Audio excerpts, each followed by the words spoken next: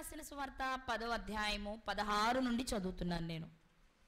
ఇదిగో, తోడేళ్ల మధ్యకు గొర్రెలను పంపినట్టు నేను మిమ్మును పంపుచున్నాను గనుక పాముల వలె వివేకులను పావురముల వలె నిష్కపటులనై ఉండుడి. మనుషులను గూర్చి జాగ్రత్త పడుడి. వారు మిమ్మల్ని మహాసభలకు అప్పగించి తమ సమాజ మందిరములలో మిమ్మల్ని కొరడాలతో కొట్టింతురు. వీరికిని అన్ని జనులకును సాక్షార్థమై నా నిమిత్తము మీరు అధిపతుల యొద్దకును రాజుల యొద్దకును తేబడుదురు. వారు మిమ్మును అప్పగించినప్పుడు ఎలాగు మాట్లాడుదుమో ఏమి చెప్పుదుమో అని చింతింపకుడి. మీరేమి చెప్పవలెనో అది ఆ గడియలోనే మీకు అనుగ్రహింపబడును. మీ తండ్రి ఆత్మ మీలో ఉండి మాట్లాడుచున్నాడే కానీ మాట్లాడువారు మీరు కారు. మనం చదువుకున్న 16వ వచనంలో యేసుక్రీస్తు వారు శిష్యులను పంపిస్తూ చెప్పిన మాట ఏంటి అంటే, తోడేళ్ల మధ్యకు మిమ్మల్ని పంపిస్తున్నా. కాబట్టి ఎలా ఉండాలి? పాముల వలె. పాము వివేకం కలిగిందా? ఎలా చెప్తాం వివేకం కలిగిందని? యుక్తి కలిగింది. భూమి మీద ఉన్న జంతువులన్నిటిలో సర్పం యుక్తి గలదే అని 3వ అధ్యాయం 1వ వచనం ఆదికాండంలో చదువుకుంటాం. ఓకే, ఎలా చెప్తాం దానికి యుక్తి ఉందని? అంటే లోకల్లో మనం మాట్లాడుకునే విషయం ఏంటంటే, పావుకు అసలు చెవులు ఉండవంట, కానీ ఒళ్ళంతా చెవులే ఉంటాయట, ఒళ్ళంతా కళ్ళే ఉంటాయట. అంటే స్పర్శతోనే ఇది మనుషులు అలికిడని గుర్తుపట్టగలదట. మనం చెవిలో పడితేనే, అది కూడా హృదయం వరకు వెళ్తేనే మనకు అది వెళ్ళినట్టు. కానీ అది ఏం చేస్తుందంటే, తనను తాను కాపాడుకోవడానికి తప్పకుండా చక్కగా ఒక్కసారి బరబరా వెళ్ళిపోతుంది. కొన్ని సందర్భాల్లో చూడండి, ఆగి మెల్లగా నడుస్తుంది. ఎందుకు? నేను ఎక్కడ నడుస్తున్నాను, మనుషుల దారిలో అయితే వాళ్ళు నన్ను ఎక్కడ తొక్కేస్తారు, నన్ను చంపేస్తారేమో అని అబ్జర్వ్ చేస్తూ ఉంటుంది. ఒకవేళ అదే అయితే ఏ మనిషి అయినా నా మీద అటాక్ చేస్తాడేమో అనుకుని చాలా శ్రద్ధగా ఆ సన్నివేశాన్ని బట్టి మూవ్ అవుతూ ఉంటుంది అది. ఇప్పుడు దేవుని వాక్యంలో దేవుడు మాట్లాడుతూ చెప్పిన విషయం ఏంటంటే, మీరు తోడేళ్ల మధ్యకి వెళ్తున్నారు, పాముల వల్ల వివేకంగా లేకపోతే మీరు చాలా ఇబ్బంది పడాల్సి వస్తుంది అని చెప్పారు. సరే, ఇది అవసరమే, ఎందుకంటే మనం ఏం మాట్లాడతామో తిరిగి ఎలాంటి ఇబ్బంది కలుగుద్దో అది ఓకే.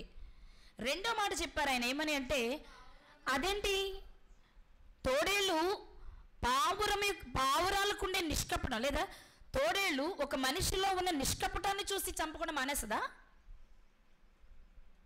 నా మాట జాగ్రత్తగా అర్థం చేసుకోండి. వివేకంగా ఉంటే మనం తప్పించుకుంటాం, కానీ ఎదుటి వ్యక్తి మనల్ని అటాక్ చేయాలనుకున్నప్పుడు నిష్కపటం అనేది బయటకు కనిపించేదా? హృదయంలో ఉండేది కదా, లోపల ఉండేది కదా. అది ఆ వ్యక్తికి ఎలా అర్థమవుతుంది? ఇక్కడ మాట్లాడుతున్నప్పుడు పాముల వల్లే వివేకంతో ఉండండి అని చెప్తే చాలు కదా. నిష్కపటం ఎందుకు కావాలి? ఎందుకంటే వివేకం ఎంత అవసరమో నిష్కపటమైన మనసు అంతకంటే అవసరం. నిష్కపటమైన మనసు కలిగి నువ్వు ఉన్నప్పుడు, నిజంగా ఒకవేళ నీకు వివేకం లేకపోయినా దేవుడు నీ మంచి మనసును బట్టి తప్పిస్తాడు. నువ్వెంత జ్ఞానివైనా నీ మనసులో నిష్కపటం లేకపోతే, నా మాట మీకు అర్థమైందా? మహాజ్ఞాని సొలొమోను గారు ఎన్ని విషయాలు తప్పించబడ్డారు చెప్పండి. సమయం వచ్చినప్పుడు ఆయన పడిపోలేదా? మరి ఆయన జ్ఞానం ఏమైంది? ఆయన వివేకం ఏమైంది? కపటంతో చేశారు ఆయన. ఏంటది? దేవుడు ఏది చేయొద్దంటే అది చేశారు. బాబు, రాజు అయిన వాడు వెండి బంగారాల మీద ఆశ ఉండకూడదు, గుర్రాల మీద ఆశ ఉండకూడదు. ఎందుకయ్యా? గుర్రాలంటే ప్రపంచంలోనే శ్రేష్టమైన గుర్రాలు ఐగుప్తివి. మీకు గుర్రాలు కావాలంటే మళ్ళీ ఐగుప్తికి వెళ్తారు, ఐగుప్తు అంటే మరల లోకంలోనికి వెళ్తారు. వద్దు. అసలు మొదట ఆశే నీకు లేకపోతే నువ్వు వెనక్కి వెళ్ళే ప్రసక్తి లేదు, పడిపోవాల్సిన అవసరత రాదు. అంటే ఇది చేస్తే నష్టపోతాను అనిపించినప్పుడు అది చేయకుండా ఉండడం కంటే దానిని అసలు ఆలోచించకుండా ఉంటే మంచిది అంటున్నాడు దేవుడు. నిష్కపటమైన మనస్సు, నిజాయితీగా మనం చేసే పని వివేకం కలిగిన వారు చేసేదానికన్నా మంచి రిజల్ట్ని ఇస్తుందంట. నేను వివేకం వద్దన్న ఉద్దేశం కాదు, మనకి ఎంత వివేకం ఉన్నా కపటంతో చేసినప్పుడు అది ఫలితాన్ని ఇవ్వదు. నిష్కపటమైన మనసుతో చేస్తే వివేకం లేకపోయినా బ్రతికించుకుంటాం, తప్పించుకుంటాం. మీరు దేవుని పని చేయడానికి వెళ్ళేటప్పుడు వివేకం ఎంత అవసరమో నిష్కపటమైన మనస్సు అంతే అవసరం. అది బయటకు కనిపించి నీకు ఫలితాన్ని ఇవ్వకపోవచ్చు, కానీ నీ మనస్సును చూస్తున్న దేవుడు నిన్ను ఎలా తప్పించాలో తప్పకుండా అవకాశం ఇస్తారు దానికి. కాబట్టి పరిచర్యలో ఉన్నవారు ఇక్కడ యేసుక్రీస్తు వారు వీరిని సమాజంలోనికి పంపిస్తున్నారు. సమాజం ఎలాంటిదట చెప్పాలి. సమాజం ఎలాంటిది? మరి మనం ఎలాంటి వాళ్ళు? అక్కడ ఆయన చెప్పింది ఏంటి? సమాజం మధ్యలోనికి గొర్రెలను పంపినట్టు పంపుతున్నా, అంతేనా? తోడేళ్ల మధ్యలోనికి నన్ను చూసి చెప్పండి ఒకసారి. తోడేళ్ల మధ్యకి గొర్రెలను పంపినట్టు పంపుతున్నానంటే నిజంగానే వాళ్ళు అమాయకులు ఆ రోజు.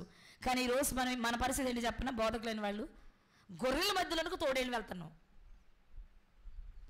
సమాజం అమాయకమే. మనమే రంగురంగుల వేషాలు, రంగురంగుల బోధలు, స్వార్థము, లేకపోతే జీవపు డంబము, లేకపోతే ఏదో ఆశించి నలుగురు కూడగట్టుకోవడానికి వెళ్తున్నా. కాదా? నిజం చెప్పండి, కాదా? ఇవాళ నిష్కల్మషమైన మనసుతో నిజంగా ఒక గొర్రె వెళ్ళినట్టు తోడేళ్ళ మధ్యలోకి వెళ్ళినట్టు వెళ్తున్నామా? వాళ్ళే భయపడిపోతున్నారు మనల్ని చూసి. ఎందుకని? మీ కాపరులు గ్రుడ్డివారు, తిండికి ఆతురపడే కుక్కలు లాంటి వాళ్ళు. ఎందుకు తిట్టాల్సి వచ్చింది? కాపరులు ఎందుకు తిట్టాల్సి వచ్చిందంటే ఆ స్థితికి కాపరి దిగజారిపోయాడు. కానీ యేసుక్రీస్తు వారితో ఉన్న వాళ్ళు అలాంటి వాళ్ళు కాదు, అమాయకులు. వాళ్ళు నిజంగా చాలా నిష్కల్మషమైన మనస్సు. అందుకే తర్వాత కాలంలో యేసుక్రీస్తు వారి తర్వాత వారి జీవితాలు ఎలా ఉన్నాయంటే చాలా అద్భుతంగా ఉన్నాయి. నిజంగా చెప్తున్నాను, ఈ ఉదయకాలం దేవుడు మనతో మాట్లాడుతున్నమాట. నీ జ్ఞానం లేకపోయినా పర్వాలేదు, నిష్కపటంగా ఉండడం నువ్వు నేర్చుకోగలిగితే, యథార్థంగా ఉండడం నువ్వు నేర్చుకోగలిగితే, నీ హృదయంలో ఏది ఉందో అది మాత్రమే నువ్వు బయటకు పెట్టగలిగితే ఎంత భయంకరమైన సమస్యల నుంచైనా దేవుడు నిన్ను తప్పిస్తాడు. ఎందుకు చెప్పనా? యథార్థవంతులు ఆయనకు ఇష్టం. నిష్కపటమైన మనసు అంటే ఏంటి? ఒకవేళ కోపమే ఉంది, బాధే ఉంది, అదేదో వ్యక్తం చేసి చెప్పేయి. నీ విషయంలో నేను ఇలా బాధపడ్డా, నీ విషయంలో నేను ఇలా కోపడ్డా, ఇది నా పరిస్థితి అని చెప్పేసి. అంతేగాని కనిపించగానే కౌగిలించేసుకొని ముద్దులు పెట్టుకుని అబ్బాయి ఎంత కాలమైంది నిన్ను చూసి అని బెంచుల మీద కూర్చొని గంటలు మాట్లాడుకుని కలిసే తిని, కలిసే తాగి, కలిసే పడుకుని ఉన్న 3 రోజులు వెళ్ళిపోయిన తర్వాత అసలు అడ్రస్ లేదనుకోండి, అది ప్రేమ ఎలా అవుతుంది? ఆ 3 రోజులు చేసిన నటనే అవుతుంది, అందులో యథార్థత లేదు. దేవునికి యథార్థవంతులు ఇష్టం, నిష్కపటమైన మనసు కలిగిన వారి ఇష్టం. ఒకవేళ నీ మాట ఎదుటి వారిని నొప్పించవచ్చు. మీరు చదివారు కదా, దైవ చిత్తానుసారమైన దుఃఖం రక్షణార్థమైన మారు మనసుని కలుగు చేస్తుందని పౌలు గారు చెప్పడానికి ముందు జరిగింది ఏంటి తెలుసా? పౌలు గారు ఒక సమాచారాన్ని పంపిస్తే అది వాళ్ళకి చాలా బాధ కలిగింది, ఏడ్పు వచ్చింది, ఏడుస్తున్నారు. అప్పుడు చెప్పిన మాట పౌలు గారు ఏమన్నా తెలుసా? మీరు ఏడవడం నాకు ఇష్టమే, ఎందుకంటే మీ మేలు కోరే నేను మాట్లాడాను. ఇవాళ అలా మాట్లాడే బోధకులు కరువయ్యారని చెప్పొచ్చు. ఒకవేళ మాట్లాడినా అలా తీసుకోగలిగిన స్థితిలో విశ్వాసులు ఈరోజు లేరు. కానీ దేవుని వాక్యం చెప్తుంది, నువ్వు నిష్కపటమైన మనసుతో పరిచర్య చేస్తే ఏ నాటికైనా మంచి ఫలితాన్ని చూస్తావు. ఒకవైపు నిందలు అవమానాలు వస్తూనే ఉంటాయి, కానీ మరొక వైపు మాత్రం తప్పకుండా ఆత్మలను మనం చూస్తాం. అనడానికి చాలా విషయాలు మనకి పరిశుద్ధ గ్రంథంలో కనబడుతూ ఉంటాయి. అందుకే సువార్తను ప్రకటించేటప్పుడు సంఘాన్ని కట్టుకోవాలనో, వందల మందిని సంపాదించుకోవాలనో, వాళ్ళ నుంచి వచ్చే సంపాదనను ఆర్జించి కోట్లు సంపాదించుకోవాలనో కాదు, కానీ నిజమైన దేవుని కొరకు బ్రతికి ఆత్మలు కొన్ని సంపాదించాలని, ఆత్మల పరలోకం చేర్చాలనేది మాత్రమే కలిగి సువార్త పరిచర్య చేసేవాడు మాత్రమే నిష్కపటమైన మనసు కలిగిన వాడు. ఇది కావాలి. ఈరోజు ఏదో ఆశించి నటించొద్దు. దేవుని దగ్గరకు వచ్చి దేవుడు నాకు అది చేస్తాడు అనుకుని వచ్చాను, ఇది చేస్తాడు అనుకుని వచ్చాను, అది చేస్తే ఉంటాను, చేయకపోతే వెళ్ళిపోతాను అనేది దేవునికి నచ్చే భక్తి కాదు. కాబట్టి ఇక్కడ యేసుక్రీస్తు వారు చెప్పి పంపిస్తున్న మాట ఏంటి అంటే, మీరు వివేకంగా ఉండడం ఎంత అవసరమో నిష్కపటంగా ఉండడం కూడా అంతే అవసరం. నిష్కపటంగా ఉండడానికి గుర్తుగా పావురాన్ని ఉపయోగించారు ఆయన. అంటే దానికి అసలు కల్మషమే ఉండదన్నమాట. పక్షులు మరి చాలా ఉన్నాయి కదా, ఆ పక్షులన్నీ వదిలిపెట్టి పావురాన్ని ఎంచుకోవడం అంటే దాని స్వభావం అదనమాట. దానికి ఏ కపటమో ఉండదనమాట, నిర్మలంగా ఉంటుందన్నమాట. అందుకే నిర్మలంగా ఉండే పరిశుద్ధాత్మను గురించి మాట్లాడుతున్నప్పుడు సంకేతంగా మనం పావురాన్ని మాట్లాడతాం. అది నిర్మలత్వానికి సాదృశ్యం అనమాట.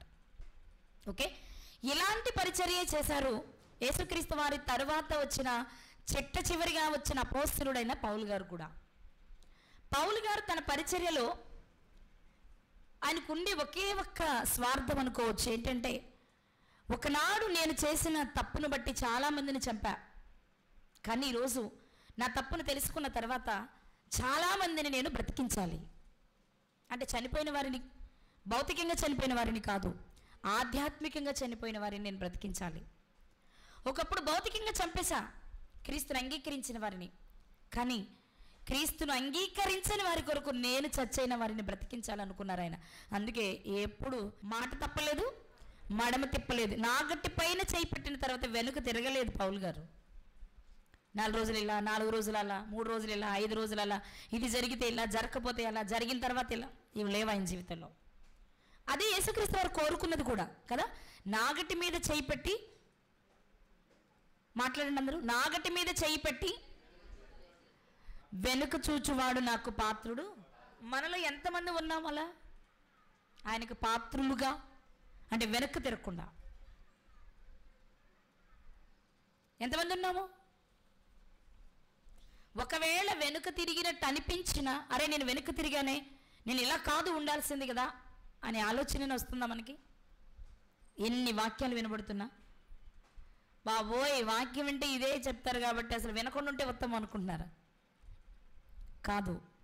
ఇన్నిసార్లు పదే పదే దేవుడు మనతో మాట్లాడుతున్నారంటే మనం అంటే ఎక్కడో ప్రేమ, మనల్ని కోల్పోవడం ఇష్టం లేక ఇన్నిసార్లు చెప్పించటం. అర్థమవుతుందండి? పౌలు గారు తన జీవితంలో ఒక్కసారి క్రీస్తు కాడి కిందకు వచ్చిన తర్వాత, తన కాడిని తాను మోయాలి అని తెలిసిన తర్వాత ఏ రోజు వెనుకకు ఎంత భయంకరమైన బాధనైనా అనుభవించారు ఆయన. మనం ఎప్పుడు చెప్పుకునే ఎగ్జాంపులే, చావగొట్టి రోడ్డు ప్రక్కకి ఇచ్చేసిన, ఇంక అయిపోయింది, చనిపోయారు అనుకుని వెళ్ళిపోయారు వాళ్ళు. కొర ప్రాణంతో లేచి మరుసటి ఉదయమే పనికి వెళ్ళిపోయిన ఆయన ఎక్కడ? నెల రోజుల తర్వాత పని ఉంటుందని తెలిసి ఇవాళే ప్రార్థనకి లీవ్ అడిగి మనం ఎక్కడ? కదా. నెల తర్వాత ఉంటుంది మనకి ఏదో ప్రోగ్రాం, దాన్ని సిద్ధపరచడానికి నెలకో 2 నెలలకో ప్రోగ్రామ్స్ ఉంటాయి. దాన్ని సిద్ధపరచడానికి అరే ఇప్పుడు పెట్టారేంటండి మీరు, తర్వాత పెడితే నేను తప్పకుండా 3 రోజులైనా 5 రోజులైనా అటెండ్ అయ్యేవాడిని అనుకుంటాం మనం. లేదా వెళ్ళాలని ఉన్నా దాటి రాలేని పరిస్థితులు ఉంటాయి మనకి. కానీ పౌలు గారు అలా కాదు. వాళ్ళంతా గాయాలు, విపరీతమైన దెబ్బలు, అలా ఉండే మరుసటి ఉదయమే లేచి దెర్బేకి వెళ్ళి సువార్తను ప్రకటించారండి ఆయన. అలాంటి వాళ్ళు కాదు మనం చెప్పగలమా నా కొరకు నీతి కిరీటం ఉందని? నన్ను అడిగితే నేను అంటాను, నీతి కిరీటము జీవ కిరీటం అనే పదాలు వాడటానికి కూడా మనం సరిపోమేమో, అంటే అర్హత లేదేమో. మన పరిస్థితులు అంత భయంకరం, అంత భయంకరం. కానీ పౌలు గారి జీవితంలో ఒక సన్నివేశాన్ని మీకు చెప్తాను. ఆ సన్నివేశం ద్వారా ఒక స్త్రీ చేసిన కార్యం మనకు అర్థమవుతుంది. ఆ కార్యాన్ని అర్థం చేసుకునే ముందు మరొక స్త్రీని మీకు జ్ఞాపకం చేసి వెళ్తా. ఈ స్త్రీ బాగా తెలిసిన స్త్రీ. నిన్న మనము షలోమీతు గారి గురించి మాట్లాడుకుంటున్న సందర్భంలో మరొక స్త్రీని జ్ఞాపకం చేసుకున్నాం కదా. ఆమె ఎవరు అమ్మా? యూనికే గారు కదా. ఎందుకు జ్ఞాపకం చేసుకున్నాం? షలోమీతు గారు ఒక ఐగుప్తుడు, అన్నింటిని వివాహం చేసుకుంది, కానీ తన బిడ్డను దేవుని కొరకు పెంచలేకపోయి కళ్ళ ముందే బిడ్డ చావును చూసింది.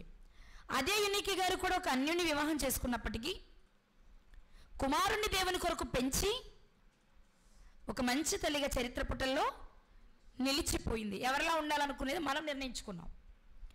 ఇప్పుడు అదే యూనికే గారి చేతుల్లో పెరిగినటువంటి తిమోతి గారు పౌలు గారిని వెంబడించారు. ఏ పరిస్థితుల్లో తెలియాలంటే ఇది చూడాలి, చదవాలి, మనసు వరకు తీసుకోవాలి మాట.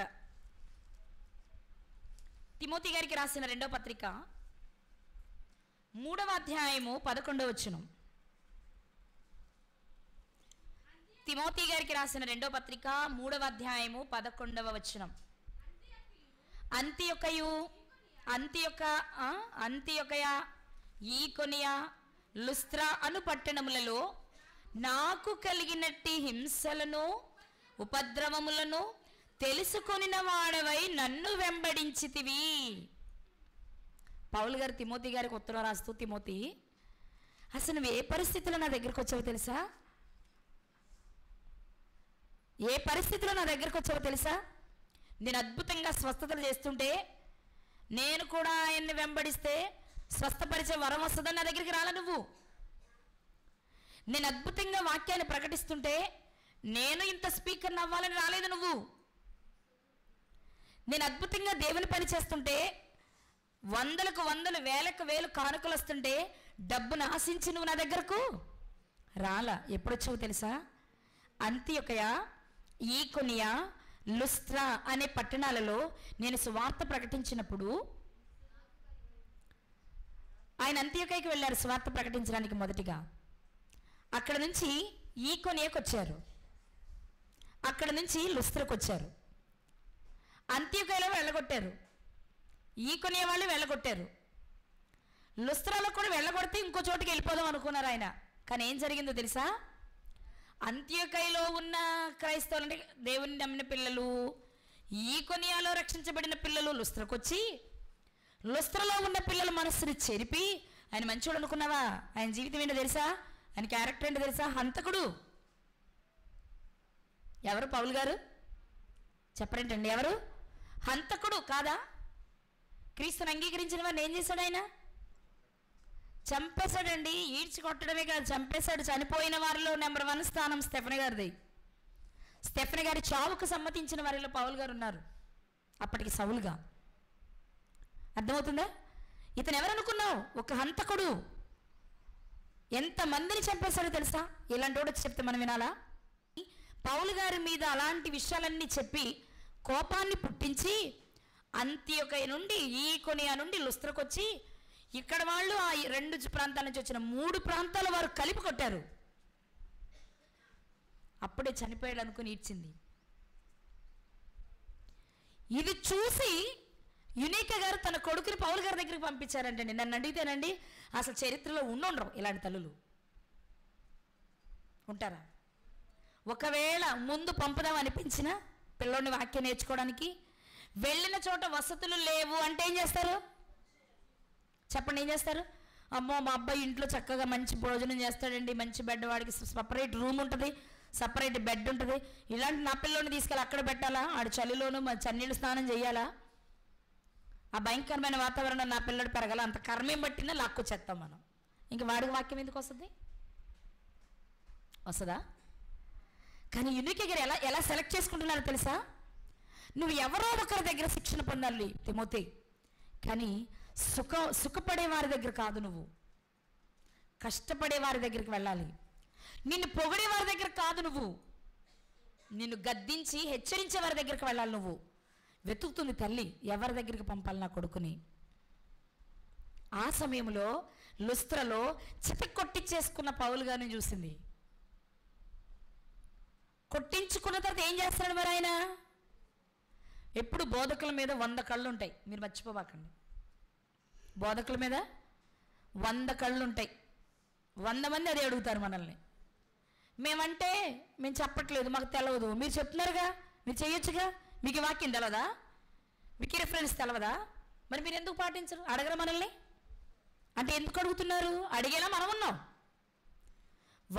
వారికి చక్కని అబ్బా వాళ్ళు చెప్తారు చేస్తారు అనేలా మనం లేం కాబట్టి వాళ్ళు మన క్వశ్చన్ చేసే పరిస్థితిలో ఉన్నారు. ఈరోజు దేవుడు మాట్లాడుతున్న విషయం ఏంటంటే, యునీకే గారికి తన కుమారుణ్ణి దేవునిలో పెంచాలి. తల్లిగా తాను ఎంతవరకు చెప్పగలదో చెప్పేసింది. ఇప్పుడు తన మాట కుమారుడు తన కుమారుడికి చెప్పే స్థాయి లేదు అనుకుందాం. ఆమె ఎల్కేజీ పాటల వరకు నేర్పగలదు, నేర్పేసింది. ఇప్పుడు హై స్కూల్ విద్య నేర్పించాలి అంటే మంచి ఉపాధ్యాయ దగ్గరికి పంపించాలి. అప్పుడు ఆమె సెలెక్ట్ చేసుకున్న ఉపాధ్యాయుడు ఎలాంటి వాడు తెలుసా? శ్రమకు కృంగని వాడు, శ్రమ వస్తే పని మానని వాడు. ఇప్పుడు దెబ్బలు తినడం ఒక ఎత్తు, దెబ్బలు తినేసిన తర్వాత అమ్మయ్య దేవుని పనిలో నేను నలిగిపోయాను, దేవునికి స్తోత్రం, నాకు మార్కులు వస్తాయని పడుకోవడం కాదు. మళ్ళీ రేపేం చేయాలి? పని మానకూడదు. ఎందుకని? రేపే చివరి దినమైతే ఆ రోజు ఆబ్సెంట్ అయిపోతావు కదా. అందుకేం చేయాలి? లేచి వెంటనే మళ్ళీ అమ్మో గాయాలైనా సరే కూర్చొని చెప్తా, పడుకొని చెప్తా, నిద్రలో చెప్తా అన్నట్టు ఉండాలి దేవుని పని చేయడం అంటే. ఇది చూశారు యునీకే గారు. వెళ్ళు నాయన వెళ్ళు, అతనే నీకు సరైన గురువు, నేర్చుకో వెళ్ళు. అతను చూడు వివాహం చేసుకోలా, ఉన్నత స్థాయి కలిగిన వాడైనా ఈరోజు ఏమీ లేనట్టు అన్నిటిని నష్టంగా పెంటతో సమానంగా ఎంచుకున్నాడు. అలాంటి గురువు కావాలి మీకు. పో వెళ్ళు, అయ్యా నా కుమారుణ్ణి తీసుకెళ్ళు. వచ్చి అడిగితే ఆలోచించుకొని చెప్తామని లేదండి యూనికే గారు. పౌలు గారు కోరి తిమోతి గారిని పిలిస్తే వెళ్ళు నాయనని పంపించిన తల్లి. ఎంతమంది ఉన్నాం అంత అలాంటి తల్లులు ఈరోజు? ఎంతమంది ఉన్నా? అమ్మో అసలు మా అమ్మాయి అసలు ఎప్పుడు నడిపించలేదండి, చద్దనం ఎప్పుడు తినలేదండి, చన్నీళ్ళు ఎప్పుడు స్నానం చేయలేదండి. అయితే అక్కడ వేడి నీళ్ళు ఉంటాయి ఎక్కడ? అక్కడ ఇక అసలు ఓరు బాబోయ్ ఐసు గడ్డలు వేయండి రాని ఇలా ఉంటుంది. మరి మనం ఇక్కడ నేర్పకపోతే నిజమండి. యునికే గారిని చూస్తే గర్వంగా ఫీల్ అవ్వాలి వాళ్ళ ప్రతి క్రైస్తవురాలు. మనం ఫీల్ అవ్వలేము, ఎందుకని? మనం చేయట్లేదుగా విన్నా. చెయ్యాలి, చేస్తేనే దేవుని కొరకు అద్భుతమైన బాణాలు తయారవుతాయి. బాలుడు నడవలసిన త్రోవ నేర్పాలి, నేర్పేటప్పుడు వస్తాయి కష్టాలు, రావేంటి? అది నేనేమంటున్నానంటే తల్లి బిడ్డల మధ్య ప్రేమ లేదా తండ్రి బిడ్డల మధ్య ప్రేమ ఉండదని నేను చెప్పట్లా. మన ప్రేమ దేవుని ప్రేమని మించి ఉండకూడదు అంటున్నా. యునిక గారు పెంచింది కాబట్టే కదండి ఇవాళ యవ్వనస్తులు అనగానే ఎవరి పేరు గుర్తొస్తుంది? యోసేపు గారి తర్వాత తిమోతి గారి పేరే. మంచి శిష్యుడు అనగానే ఎవరి పేరు గుర్తొస్తుంది? తిమోతి గారి పేరే. పౌలు గారి ప్రియమైన కొడుకు అంటే ఎవరి పేరు గుర్తొస్తుంది? తీతు గారు కూడా కుమారుడే, కానీ మనం చెప్పం. ఆ స్థాయికి ఎందుకు ఎదిగాడు? కష్టాలు చూసి కష్టాలు కావాలని, ఒకవేళ అప్పటికైనా తెలియకపోయినా తల్లి చెప్పింది కాబట్టి, తల్లి చెప్తే నా మేలు కోరే చెప్పుద్ది అనుకున్నాడు, ఆయన వెంబడించాడు. అదే విషయాన్ని జ్ఞాపకం చేస్తున్నారు పౌలు గారు. ఏమని? నువ్వు ఎంత భయంకరమైన హింసల మధ్యలో నా దగ్గరకు వచ్చావు, నీకు గుర్తుంది కదా తిమోతి? గుర్తుంది కదా? లేఖనాలను బాల్యం నుండి చదివిన వాడు కదా, నీకే అలవాట్లు ఉన్నాయో, నీవేమి నేర్చుకున్నావో, నువ్వు ఉన్న సంఘంలో కూడా నువ్వు అదే విషయాలు నేర్పాలి. అవును, ఇలాగే బోధ చేశారు పౌలు గారు, ఇలాగే నేర్పారు. పౌలు గారు కూడా సమాజంలో సువార్తను ప్రకటిస్తున్నప్పుడు కొన్ని సందర్భాల్లో యుక్తిని వాడారు, ప్రతి సందర్భంలో నిష్కపటమైన మనసును వాడారు. మళ్ళీ చెప్తున్నా, కొన్ని సందర్భాల్లో యుక్తిని వాడారు, అన్ని సందర్భాలలో అంటే నిష్కపటమైన మనసుతోనే ఉండి సమయాన్ని బట్టి యుక్తిని వాడుకున్నారు ఆయన.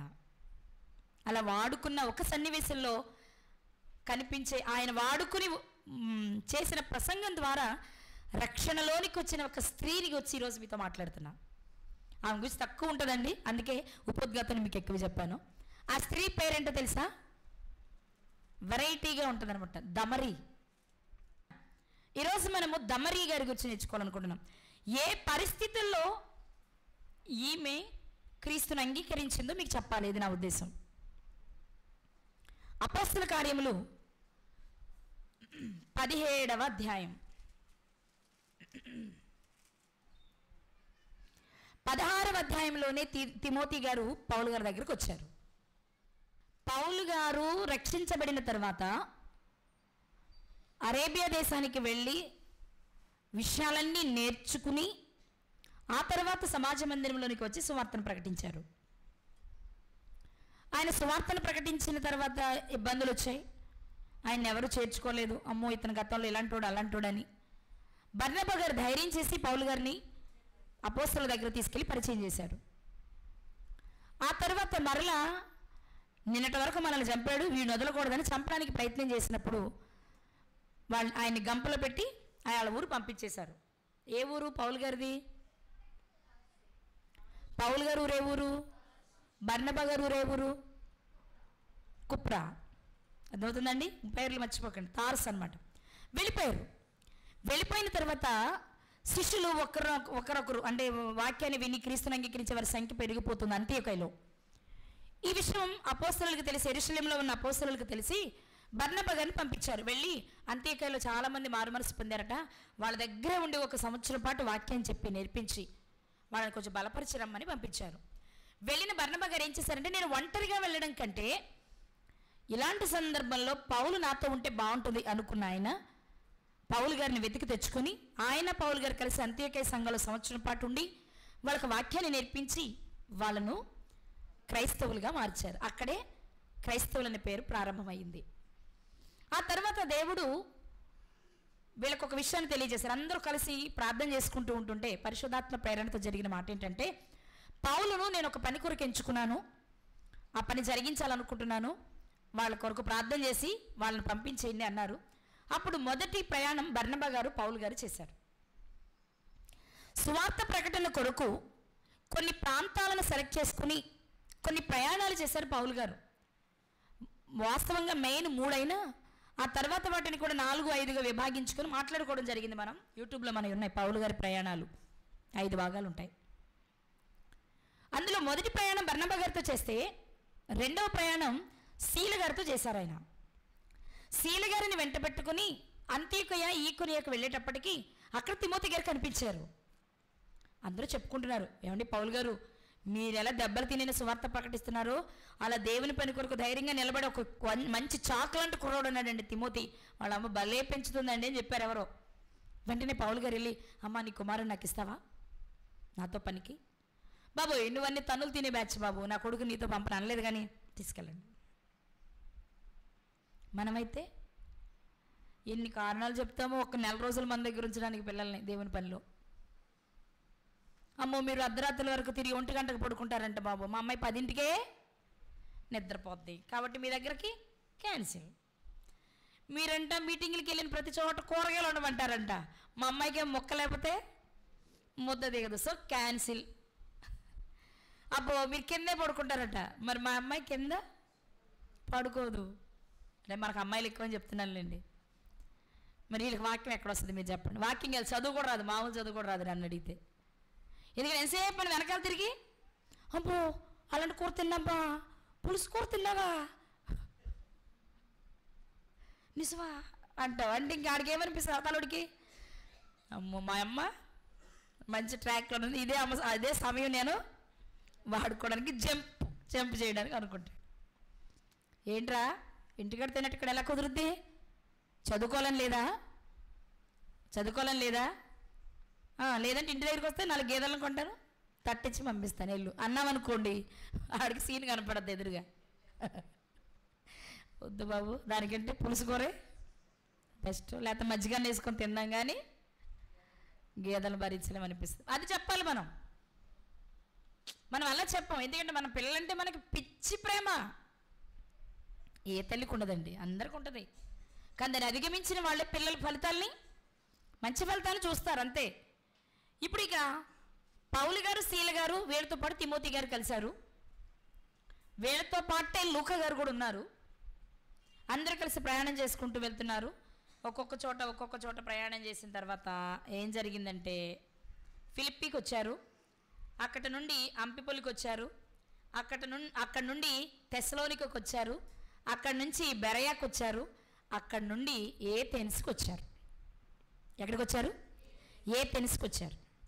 ఏథెన్స్లో సువార్త ప్రకటిస్తున్నప్పుడు పౌలు గారు ఎంత భయంకరమైన వాతావరణం అంటే అక్కడ కంప్లీట్ విగ్రహారాధన. ఎలాంటి పరిస్థితి అండి? కంప్లీట్ విగ్రహారాధన. మనకు తెలుసు కదా, ఏది దేవుడు అనిపిస్తే, ఏది దేవత అనిపిస్తే వాళ్ళకు ఒక విగ్రహం పెట్టి పూజ చేసే సంస్కృతి ఏథెన్స్ వారిది. ఇది గ్రీస్ రాజధాని, మంచి పట్టణము, అన్నిటికీ అభివృద్ధి చెందినది, అన్ని రకాలుగా అనుకూలమైన పట్టణం అన్నమాట. అయితే ఈ పట్టణంలోనికి ఆయన ప్రవేశించగానే వాస్తవానికి అంతకుముందు బెరయాలో తిమోతి గారిని సీల గారిని విడిచి పౌలు గారు మాత్రమే ఏథెన్స్కి వస్తారు. ఏథెన్స్కి రాగానే గమనిస్తున్నారు, ఈయన ఈ ప్రాంతంలో నేను సువార్త ప్రకటించాలంటే ఏం చేయాలి, ఎలా అయితే ఇక్కడ వర్కౌట్ అవుతుంది అని చూసుకుంటూ వచ్చినప్పుడు ఆయనకి ఒక బోర్డు కనిపించింది, తెలియబడని దేవునికి అని. ఏమనండి? తెలియబడని దేవునికి అని ఒక బోర్డు కనిపించింది. నాకు ఇది ఒక్కటి చాలు, ఈ ఒక్క పాయింట్తో నేను ఏథెన్స్ వారికి సువార్తను ప్రకటించడమే కాదు, నేను కొంతమందిని రక్షించగలను అనే ఆధారం ఆయనకు దొరికింది. వెంటనే కొన్ని చోట్ల కూర్చుని వాక్యాన్ని బోధిస్తుంటే ఎపికూరీలు అనేవాళ్ళు, స్తోయికుల్లో ఉన్నవారు, జ్ఞానులు వచ్చి ఆయనతో వాదిస్తున్నారు. ఏంటో చెప్పేది? ధర్మశాస్త్రంలో చెప్పింది అనుకుంటే నీకు ఎక్కువ తెలుసా? ఎవరో వేరే రాజు అంటవేంటి? క్రీస్తు మనకు రాజేంటి? కైసరే మనకు చక్రవర్తి? ఏసంటావేంటి, అదని ఇదని ఏదో వాదపోవాదాలు చేస్తున్నారు. వాదించిన ప్రతిదానికి పౌలు గారు చక్కని సమాధానం చెప్పుకుంటూ వచ్చారు. వచ్చిన తర్వాత వాళ్ళందరూ అన్నారు, నువ్వు మా మధ్యలో కాదు, అరేయోపగు అనే ఒక స్థలం ఉంది, ఒక సభ ఉంటుంది అనమాట, అనేక మంది కూర్చొని సభ అని ఏ విషయమైనా డిస్కస్ చేసే సభ. నువ్వు ఆ సభ దగ్గరకు వచ్చి మాట్లాడు, అక్కడైతే అందరు మేధావులు ఉంటారు, ఇక్కడ నువ్వు ఇద్దరు ముగ్గురితో మాట్లాడితే కుదరదు, అక్కడ రమ్మన్నారు. ఇదే అదుననుకున్నారు పౌలు గారు. నాకేమైనా భయమా మనసులో? ఎందుకని? ఈ పనికి నన్ను ఎంచుకున్నది ఎవరు? దేవుడు. ఏం మాట్లాడాలో ఆయనకు తెలుసు, ఎలా మాట్లాడించాలని చెప్పారు యేసుక్రీస్తు వారు చెప్తూనే, మీరు అక్కడికి వెళ్ళిన తర్వాత అధికారుల దగ్గర ఏం మాట్లాడాలని మీరు చింతించవలసిన అవసరం లేదు, దేవుని ఆత్మే మీతో ఉండి మాట్లాడిస్తారు. కాబట్టి నాకు భయం ఎందుకు అనుకున్నారు పౌలు గారు ధైర్యంగా. అరే ఇప్పుడు సభ అయితే ఏంటి, ఇంకే సభ అయితే నాకేంటి, సభ అయినా సభ కాకపోయినా, ఇద్దరున్నా 100 మంది ఉన్నా నాకే భయం. ఎందుకు? నేను పొందినది పిరికితనము గల ఆత్మను కాదు కాబట్టి అనుకున్నారు, ధైర్యంగా వెళ్ళిపోయారు. అక్కడ చాలా యుక్తిగా ప్రవర్తించారనమాట. ఆయన పాము వల్ల వివేకంగా ప్రవర్తించారు. అది కాదండి, నేను మీ ఊర్లో సంచరించాను, అటు ఇటు తిరుగుతూ ఉన్నాను, తిరుగుతున్నప్పుడు నాకు బోర్డు కనిపించింది, తెలియబడని దేవునికి అని. ఎవరై తెలియబడని దేవుడు అనుకున్నా, చూశాను, అది ఎవరో కాదు, నేను ఎవరి గురించి బోధ చేస్తున్నానో అదే. అర్థమైందా మీకు? అనగానే ఇప్పుడు వాళ్ళకి ఏమనిపిస్తుంది, ఓహో బోర్డు మేమే పెట్టుకున్నాంగా, బోర్డు ఎవరు పెట్టారు? మేమే. అంటే మాకేది తెలియదో ఇది ఆయనకి తెలుసు అనమాట. అయితే ఏంటో విందాం అనుకున్నారు, కూర్చున్నారు, అంతే మొదలు పెట్టారు. ఏమండి, మొదటి శతాబ్ద కాలంలో సువార్త పరిచర్య అంటే విషయాన్ని ప్రారంభిస్తే ఆదిలో మొదలుకొని వాళ్ళ చావు వరకు చెప్పేవాళ్ళు. స్టెఫెన్ గారిని తీసుకోండి, ఎవరి దగ్గర మొదలు పెట్టారు? అబ్రహాం గారి దగ్గర మొదలుపెట్టి ఆయన వరకు తెచ్చారు. పౌలు గారిని తీసుకోండి, దేవుడు ఆదిలో ఏం చేశాడో మొదలుపెట్టి ఇప్పుడు ఆ క్షణం వరకు జరుగుతున్నదే చెప్పుకుంటూ వచ్చారు. భయంకరమైన విగ్రహారాధనతో నిండిపోయిన ఆ పట్టణంలో భయంకరమైన అతి జ్ఞానం కలిగిన జ్ఞానవంతులు ఉన్న ఆ పట్టణంలో వారి మధ్య పౌలు గారు బోధిస్తున్నప్పుడు వారు చెప్పిన మాట ఏంటో తెలుసా? ఈ వదరుబోతు అన్నారు. ఏమన్నారు? మీ జ్ఞానంలో మనకు తెలుసు కదా, గ్రీసు దేశస్తుల గురించి బైబిల్లో కొరింథీ పత్రికలో ఒక మాట ఉంటుంది, ఒకసారి చూపిస్తాను మీకు. కొరింథీయులకు రాసిన మొదటి పత్రిక,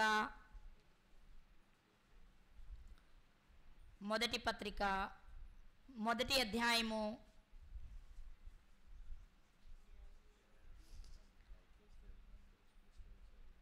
22వ వచనం.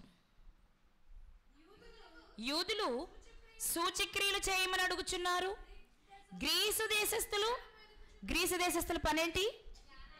ఏథెన్స్ అంటే ఏం చెప్పాను? గ్రీసు రాజధాని. ఏథెన్స్ ఏం చెప్పాను? ఏథెన్స్ ఏంటిది? గ్రీసు రాజధాని. రాజధాని పట్టండి.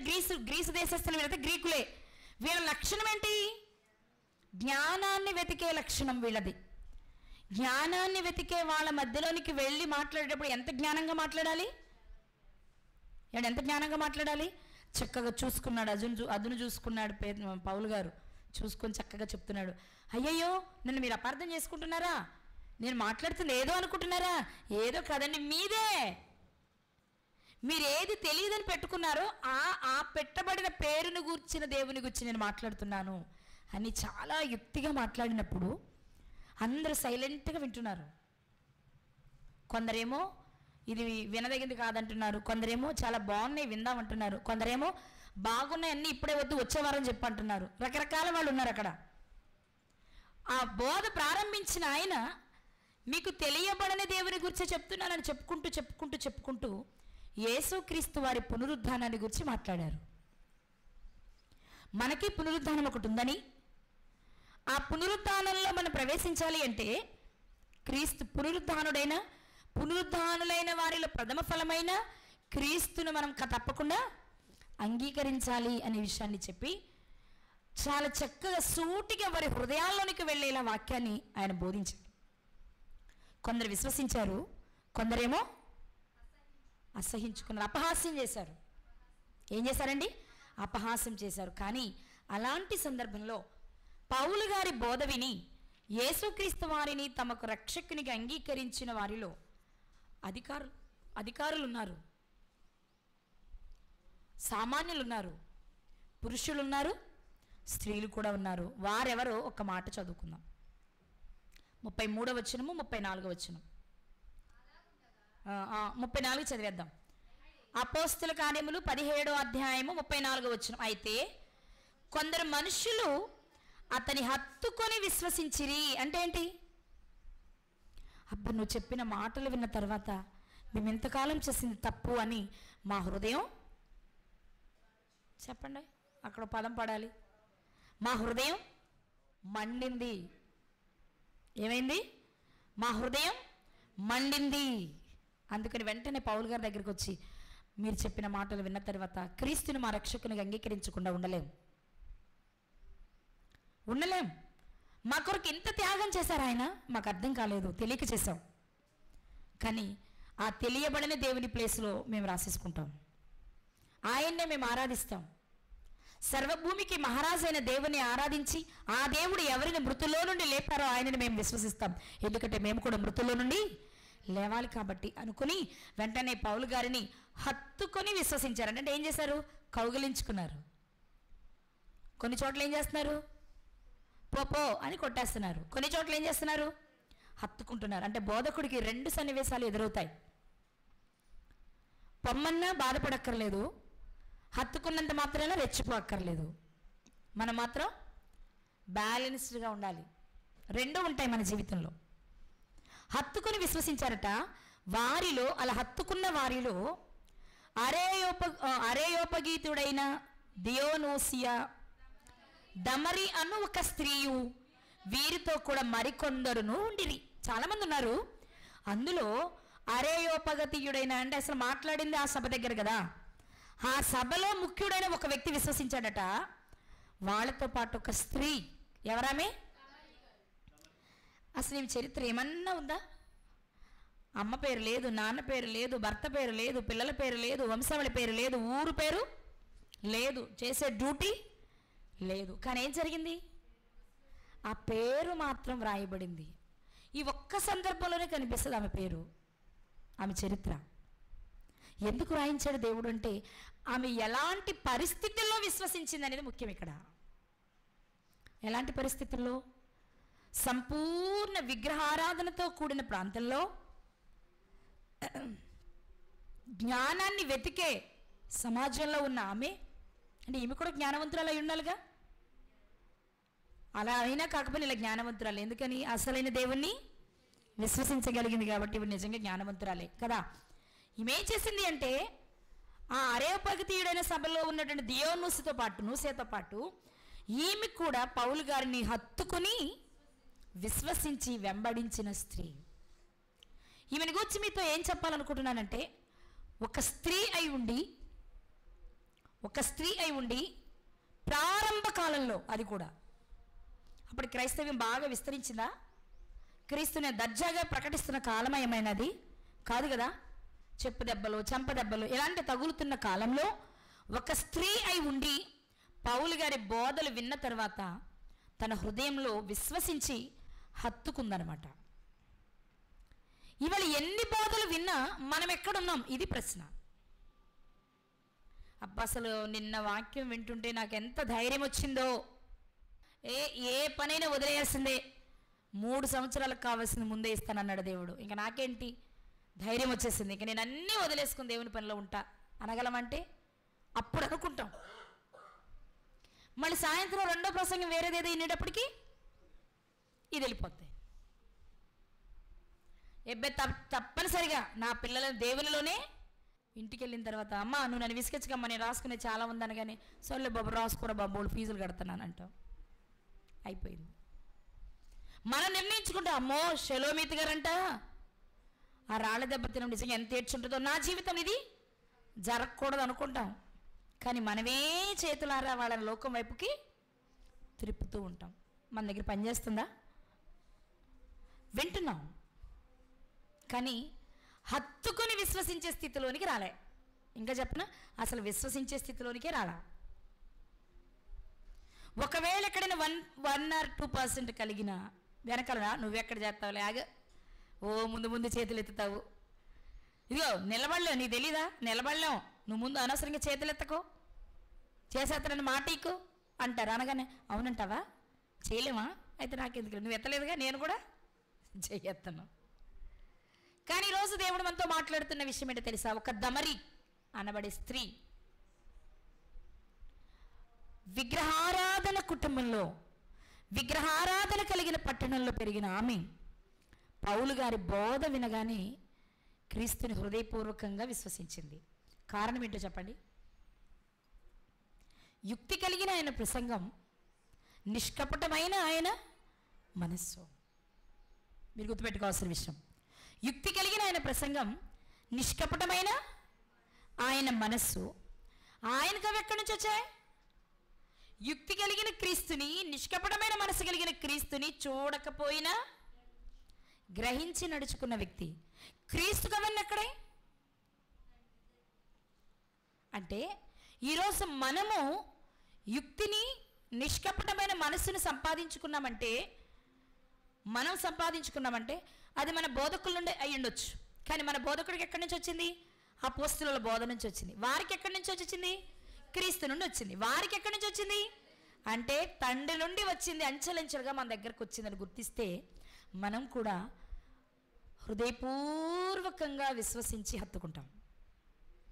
ఈరోజు హత్తుకోలేకపోవడానికి కారణం ఏంటంటే చెవిని మాత్రమే ఇస్తున్నాం కానీ హృదయాన్ని, వాక్యానికి ఇవ్వలేకపోతున్నాం. కానీ ఈ స్త్రీ చేసిన పని ఏంటి అంటే, నా అభిప్రాయం చెప్తానండి, ఈవిడ కూడా ఆ సభలో ఒక మెంబర్ ఏమో. నా అభిప్రాయమే ఇంకోటి చెప్తాను, ఈమె అరియోపతీయుడగు దియోనుస్కి భార్య ఏమో. అంటే ఏమి రాయబడలేదు ఎక్కడ. ఆ సభలో ఆయనతో అక్కడ సందర్భంలో ప్రస్తావించబడింది కాబట్టి అయ్యుండొచ్చేమో అనిపిస్తుంది. వెంటనే మరియు స్త్రీ అనగానే ఆమె స్త్రీ అని చెప్పాలనుకున్నారా, లేదా ఆ సభలో ఉన్న ముఖ్యురాలని చెప్పాలనుకున్నారా, మనకు అర్థం అవ్వదు. రెండు మీనింగ్స్ వస్తాయి కాబట్టి మీ ఇష్టం, మీరు ఏదైనా తీసుకోండి. కానీ ఇక్కడ ముఖ్యమైన విషయం ఏంటి అంటే, పౌలు గారు యుక్తి మార్గంలోనూ నిష్కపటమైన మనసుతో సువార్త పరిచర్య చేస్తే గొప్ప అధికారం, ఒకవేళ ఈమె ఆ సభలో సభ్యురాలైతే గొప్ప అధికారం కలిగిన అన్య ప్రాంతంలో నివసించిన వాక్యము తన హృదయంలోనికి వెళ్ళే వరకు చూసింది కాబట్టి ఆమె ఏం చేయగలిగింది? మారగలిగింది. ఎలాంటి భయంకరమైన పరిస్థితులు ఎదురవుతున్నాయో పౌలు గారిని చూసి చూసే ఉంటుందిగా. అయినా ఏం చేసింది? ఈమె విశ్వసించింది. కాబట్టి ఇక్కడ మనం ఏం చెప్పుకోవచ్చు అంటే, దమరి గారిని రెండవ యూనికే ఏమనుకోవచ్చు? రెండవ యూనికే అనుకోవచ్చు. ఎప్పుడైనా అడుగుతాను నేను, రెండవ యూనికే గారు ఎవరు అని. ఎవరి పేరు చెప్పాలి మీరు? దమరి. ఈరోజు మనం నేర్చుకుందాం, మనము యుక్తి కలిగిన మార్గంలో నిష్కపటమైన మనసుతోనే పరిచర్య చేస్తున్నామా? ఒక్కసారి కమిట్ అయిన తర్వాత దానికి లోబడి బ్రతుకుతున్నావా? కమిట్మెంట్ల మీద కమిట్మెంట్లు, సంవత్సరం కోటి నెల కోటి చేసుకుంటూ పోతున్నారా? ఆలోచించుకోండి. కానీ భయంకరమైన విగ్రహారాధన కలిగిన ప్రాంతంలో తన మనస్సును దేవునికిచ్చి క్రీస్తుని రక్షకునిగా, ప్రభువుగా అంగీకరించి పౌలు గారిని హత్తుకుని పరిచర్యలో వాడబడిన స్త్రీ ఎవరు? దమరి. అంతకంటే ఎక్కువ అవకాశాలే మనకున్నాయి. కానీ మనం ఎంతవరకు విశ్వసించగలుగుతున్నాము, ఎలా విశ్వసించగలుగుతున్నాం అనేది చూసుకుని, లోపం ఏదైనా ఉంటే సరి చేసుకుని, బాగుంటే అలాగే ఇంకొంచెం ముందుకి కొనసాగుతూ ఆ నిత్యరాజ్యాన్ని స్వతంత్రించుకుందాం. అలాంటి కృప దేవుడు మనందరికీ దయచేయునుగాక.